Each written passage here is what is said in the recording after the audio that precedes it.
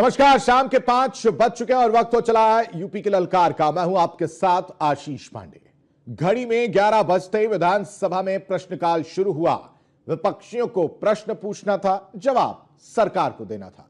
सवाल स्वास्थ्य सेक्टर से शुरू होते होते कोरिन कफ सिरप के मामले तक पहुंचा, जहां आंकड़े बताते हुए सरकार को विपक्ष ने घेरने की कोशिश की और इस बीच मुख्यमंत्री योगी आदित्यनाथ ने मोर्चा संभाला और आक्रामक अंदाज में नेता प्रतिपक्ष की उम्र से लेकर कोडीन कफ सिरप के मामले में अब तक हुई कार्रवाई के आंकड़े भी बता दिए और कोडीन कफ सिरप को लेकर समाजवादी पार्टी को भी जिम्मेदार ठहरा दिया है। इसी पर करेंगे चर्चा। तमाम मेहमान हमारे साथ जुड़ेंगे, लेकिन उससे पहले यह रिपोर्ट देखिए। योगी ने कहा चोर की दाढ़ी में तिनका, सुनकर विपक्ष हो गया असहज। योगी ने बुलडोजर कार्रवाई की दी चेतावनी, सपा ने कर दिया सदन का वॉकआउट। उत्तर प्रदेश विधानसभा के शीतकालीन सत्र के दूसरे दिन कफ सिरप मामले में समाजवादी पार्टी के विधायक अतुल प्रधान ने एक सवाल का जवाब देते हुए मुख्यमंत्री योगी आदित्यनाथ ने कहा कि पूरे प्रदेश में कफ सिरप से एक भी मौत हुई नहीं, जांच होने दीजिए, समय आने पर बुलडोजर भी चलेगा। मुख्यमंत्री ने साफ किया कि उत्तर प्रदेश में कोडीन युक्त कफ सिरप या फिर नकली दवा से किसी भी व्यक्ति की मौत की कोई भी जानकारी शासन के संज्ञान में नहीं है। इस संबंध में फैलाए जा रहे भ्रम का कोई आधार है नहीं। सीएम योगी ने सपा के आरोपों पर न केवल पलटवार किया बल्कि कोडीन कफ सिरप सिंडिकेट के लिए समाजवादी पार्टी को जिम्मेदार ठहरा दिया और कहा कि 2016 में सपा ने ही होलसेल का लाइसेंस दिया था। योगी ने कफ सिरप मामले में सदन से चेतावनी दी कि बुलडोजर एक्शन भी होगा, तब चिल्लाना मत। ये कार्रवाई सरकार ने की है और सरकार ने इसके लिए 79 अभियोग अब तक दर्ज किए हैं। इसमें 225 अभियुक्तों को इसमें नामजद किया है। 78 अभियुक्त अब तक गिरफ्तार हुए हैं। 134 फर्म पर एक छापेमारी की कार्रवाई हुई है और इसमें अब तक जिन क्षेत्रों में ये आई हुई अलग अलग राज्यों से जुड़े हुए यह सभी केंद्र हैं और मुझे लगता है अगर आप इसकी गहराई में जाएंगे तो घूम फिर करके वही मामला है कि वो कहीं ना कहीं कोई ना कोई समाजवादी पार्टी से जुड़ा हुआ नेता या उनसे जुड़ा हुआ कोई ना कोई व्यक्ति उसकी चपेट में आता है। और इलीगल ट्रांजैक्शन भी जो हुआ है वह भी आपकी लोहिया बहाने के एक पदाधिकारी के अकाउंट के माध्यम से हुआ है। एसटीएफ इसकी जांच कर रही है। इस पूरे मामले में हाई कोर्ट से उस पूरे मामले को एनडीपीएस के अंतर्गत इस मामले में मुकदमा चलना चाहिए।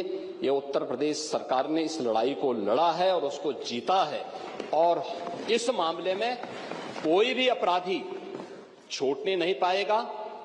और चिंता मत करिए, समय आने पर बुलडोजर एक्शन भी उसकी तैयारी भी रहेगी, उस समय चिल्लाना मत करिए। सीएम योगी ने कहा कि वर्तमान सरकार ने इस मामले में कड़ी कार्रवाई करते हुए जांच तेज कर दी है। योगी ने कहा कि एसटीएफ प्रदेश के अलग अलग स्थानों पर लगातार छापेमारी कर रही है और दोषियों के खिलाफ सख्त कदम उठाए जा रहे हैं। उन्होंने ये भी स्पष्ट किया है कि उत्तर प्रदेश के भीतर कोडीन कफ सिरप का उत्पादन नहीं होता है। जबकि सपा विधायक अतुल प्रधान ने कई तरह के सवाल प्रदेश सरकार पर लगाए। उधर कांग्रेस विधायक आराधना मिश्रा मोना ने कहा, अगर यूपी में कुछ नहीं है तो फिर जांच किस बात की हो रही है। पूरे मामले पर सीबीआई जांच की भी मांग उनकी ओर से की गई। अब ये बताइए कि मौत नहीं हुई तो मौत का इंतजार करिए सरकार। ये कौन है? डिप्टी चीफ मिनिस्टर हैं। मैं कहना चाहता हूं आपके चैनलों के माध्यम से, एनआई के माध्यम से, कि दिखाएं इनकी तस्वीर। जैसे अखिलेश यादव जी की तस्वीर दिखाई थी, माननीय अखिलेश यादव जी ने तो स्पष्ट कर दिया कि जो भी इसमें दोषी हैं, कितने बड़े लोग क्यों ना हो, किसी के साथ भी जुड़े हुए क्यों ना हो, उनके ऊपर कार्रवाई बुलडोजर की करनी चाहिए सरकार को। लेकिन सरकार उन्हें बचा रही है। सत्ता संरक्षित माफिया प्रधानमंत्री जी के संसदीय क्षेत्र से शुभम जायसवाल भाग जाता है, जिसके ऊपर हजारों हजार करोड़ की केस ईडी ने दर्ज किया है।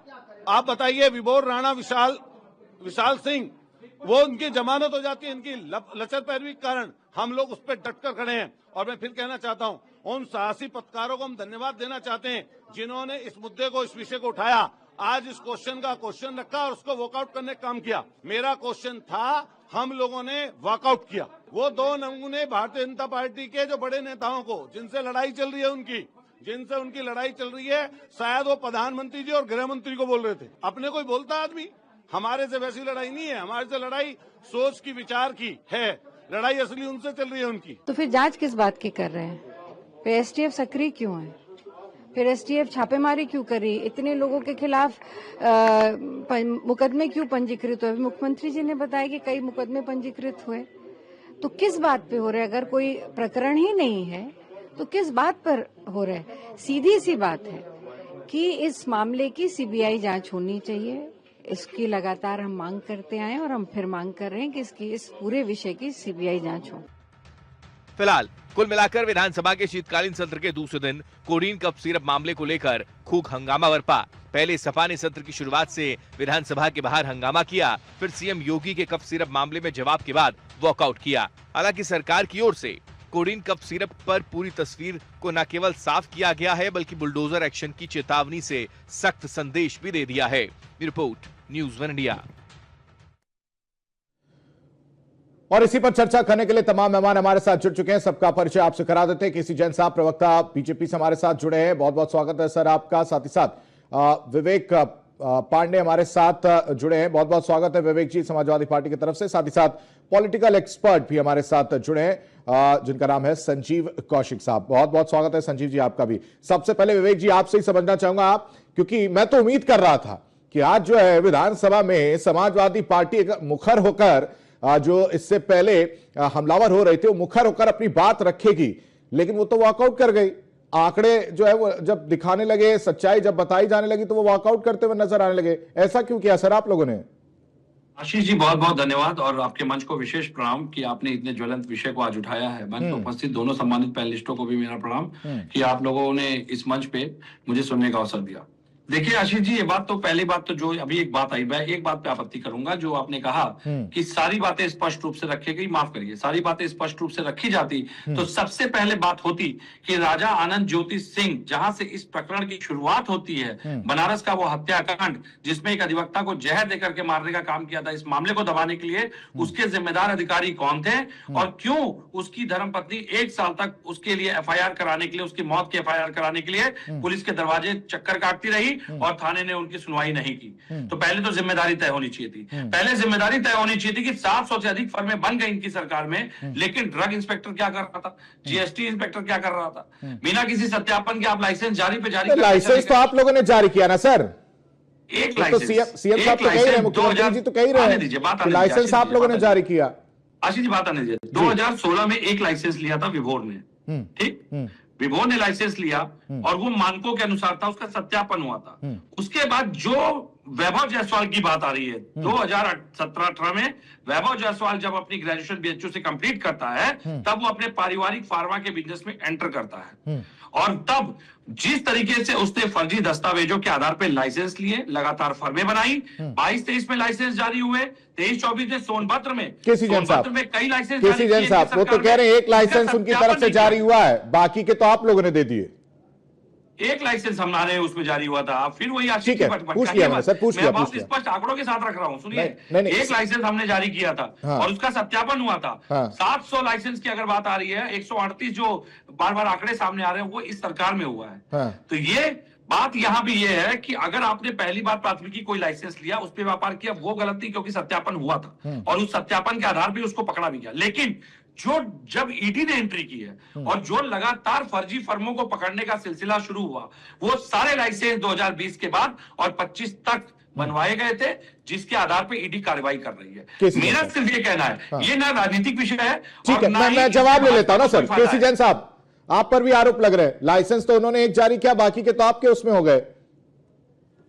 देखिए आशीष जी, पहली बात तो यह है कि अगर किसी व्यक्ति कोई व्यक्ति अगर कोई काम कर रहा है और उसके पास उस क्षेत्र से जुड़ा हुआ अगर कोई लाइसेंस है, तो जाहिर सी बात दूसरा, तीसरा, चौथा अगर वो फैक्ट्री डाल रहा है, लाइसेंस ले रहा है, कोई काम कर रहा है, तो ये मान करके कि चूंकि इसके पास पहले से सारे संसाधन है और ये काम कर सकता है, तो इन सारी चीजों को जांच के आधार पर, जांच करने के बाद भी जारी किया जाता है। लेकिन आज का विषय क्या है? आज का विषय ये है कि जिस पर ये घेर रहे हैं कि आप बुलडोजर एक्शन नहीं ले रहे।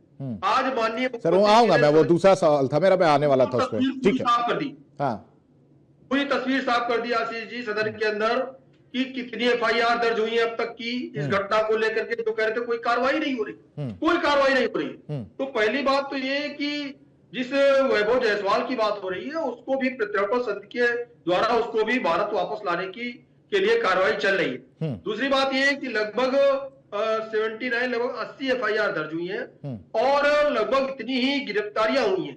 78 गिरफ्तारियां अब तक हो चुकी हैं और लगभग 225 लोग उसमें नामजद हैं।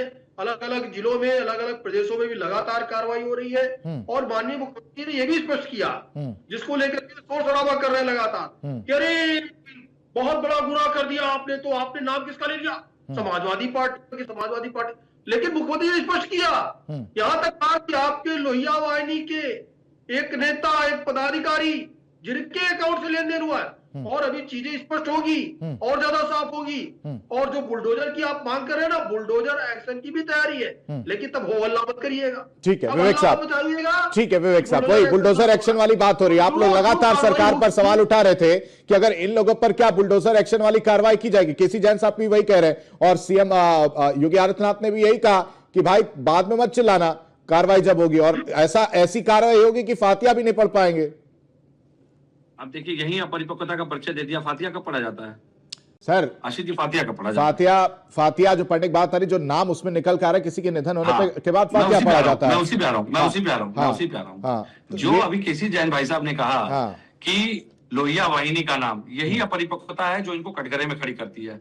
विभोर जिसको एनसीबी वेस्ट बंगाल ने 200 करोड़ के आरोप में पकड़ा था इसी तस्करी के, वो तो आपके डिप्टी सीएम ब्रिजेश पाठक जी के साथ खड़ा है। उसकी फोटो हम दिखा रहे हैं, चर्चा करिए उस पर, करेंगे चर्चा। नहीं, फोटो वाली बात तो ठीक ही गई विवेक जी, फोटो यही तो कह रहा हूँ, जनता तो इसी में फंस कर रह गई है। एक फोटो आप निकाल देते, एक फोटो इधर से निकल कर सामने आ जाती है। इसीलिए सुन लीजिए, मैंने इसीलिए एक बात पहले कह दी थी कि ये किसी राजनीतिक दल के लाभ का विषय नहीं है, ये नेशनल सिक्योरिटी का मामला है। बच्चे मरे हैं और इसकी जिम्मेदारी तय करनी पड़ेगी। हम बार बार ये मांग कर रहे हैं, चाहे विवेक जी, बच्चे भाजपा का हो, ठीक है, बुलडोजर चलाइए। ठीक है विवेक जी, ठीक है मैं समझ गया। विवेक जी, आपने कहा कि कुछ लोग मरे, इसको लेकर भी सीएम ने कहा कि इस तरह के भ्रम मत फैलाइए। उत्तर प्रदेश में किसी की मौत नहीं हुई है। उत्तर प्रदेश में नहीं मरे तो क्या लोग मरे नहीं है? नहीं, ठीक है, मध्य प्रदेश में नहीं मरे, नहीं, लेकिन आप लोग उत्तर प्रदेश का, यही तो विश्वास खत्म हो रहा था ना सर कि आप लोग उत्तर प्रदेश को लेकर तमाम सवाल कर रहे थे। संजीव कौशिक साहब, ठीक है, उत्तर प्रदेश का नाम नहीं लिया। बात ये उठ रही थी कि उत्तर प्रदेश से इसको संचालित किया जा रहा है। ठीक है, बहुत छोटा सा जवाब दीजिएगा केसी जैन साहब, इसके बाद संजीव जी का रुख करूंगा।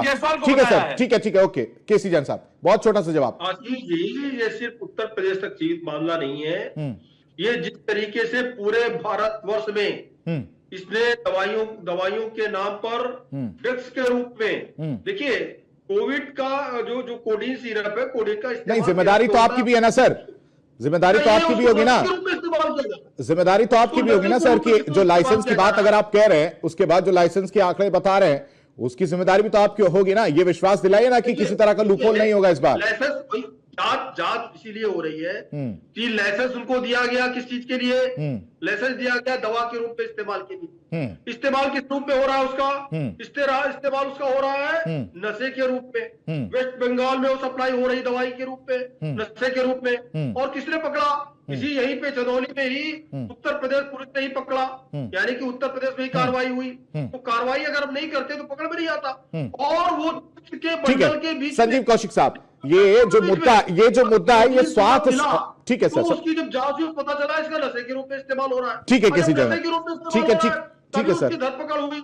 और देखिए बड़ी कार्रवाई हुई, 80 लोगों की गिरफ्तारी, छोटी कार्रवाई नहीं है। ठीक है सर, मैं वो समझ गया। कार्रवाई वाली बात से मैं संतुष्ट हूं, मैं उस चीज को मान गया कि कार्रवाई हो रही है। अब मैं संजीव जी का रुख करना चाह रहा हूं। संजीव जी, क्या इस पूरे प्रकरण को देखा जाए तो इसको स्वास्थ्य संकट की तरह से देखा जाए, ये वाकई या फिर सियासी हथियार बनता हुआ नजर आ रहा है? राजनीति करने वाले तो राजनीति करेंगे ही, लेकिन निश्चित तौर पर ये कौन कर रहा है सर? दोनों पार्टियां, खुल के यदि हम कहें तो दोनों पार्टियां। राजनीति करने वाले लोग राजनीति करेंगे, लेकिन सच बात यह है कि देश की जनता की चिंता किसी को नहीं है। वो एक दवा जो खांसी के लिए इस्तेमाल किया जाता है, जो बच्चों को नहीं दी जानी है, 12 साल से कम के बच्चों को नहीं देनी है आपको, बिना प्रिस्क्रिप्शन के नहीं देनी है आपको, उसके बावजूद लोग धड़ल्ले से इस्तेमाल कर रहे हैं। और सुबह में ये बात बिल्कुल सही है कि वहां पे मैन्युफैक्चरिंग नहीं हो रहा है, लेकिन भंडारण हो रहा है और वहां से अलग अलग जगहों पे अलग अलग स्टेट में जा रहे हैं।